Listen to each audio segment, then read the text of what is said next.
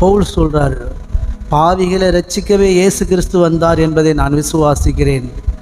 பாவிகளில் பிரதான பாவி நான் அப்படின்னார். சபையை துன்பப்படுத்திக்கிட்டு சபையை பாழாக்கி கொண்டிருந்த பவுலை, ஆமேன், ஆமாம், சவுலை கர்த்தர், ஆமாம், பாவிகளில் பிரதான ஒரு மனுஷனை இயேசு கிறிஸ்து ரட்சித்து பவுலாக்கி பரிசுத்தமாக்கி, ஆமாம், இன்றைக்கி ஆமாம் சபையை துன்பப்படுத்தின அவர் அநேக சபையை கட்டி எழுப்பினார். கையை தட்டி, அதான் கிருபை வரம். கையை தட்டி தான் எக்ஸாம்பிள்.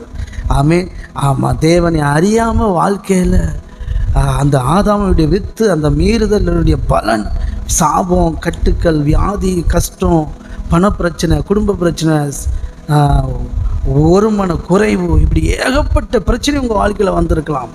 ஆனால் சரியான கர்த்தராகிய இயேசு கிறிஸ்துவை சொந்த இரட்சகரை ஏற்றுக்கொண்டு வாழ்கிற உங்களுக்கு நீங்கள் சத்தியத்தில் நாளுக்கு நாள் வளர்ந்துக்கிட்டே இருப்பீங்க.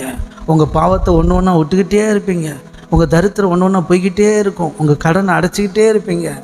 ஆமாம், உங்கள் பிள்ளைகளுடைய வாழ்க்கை மாறிக்கிட்டே இருக்கும். இதுதான் நடக்கும். இதை நீங்கள் அறிஞ்சிக்கிட்டீங்கன்னா போதும். இப்போ விதைச்சாச்சு, உங்கள் இருதயத்தில் விதைச்சாச்சு, தப்பே முடியாது. 30, 60, 100 தனியாக பலன் வந்துடும். புரியுதுங்களா? இவ்வளோ தான், ரொம்ப சிம்பிள். ஆனால் எதை குறித்தும் ஒரி பண்ணிக்கிடாதீங்க. சந்தோஷமாக இருங்க, கவலையே படாதீங்க. நம்ம ஏன் கவலை பண்ணணும்? பாவம் செஞ்ச ஆதாமே கவலைப்படல, நீங்கள் ஏன் கவலை பண்ணணுன்ற? நீங்கள் ஒரு பாவம் அறியாத, ஆமாம், தேவனுடைய பிள்ளைகள்.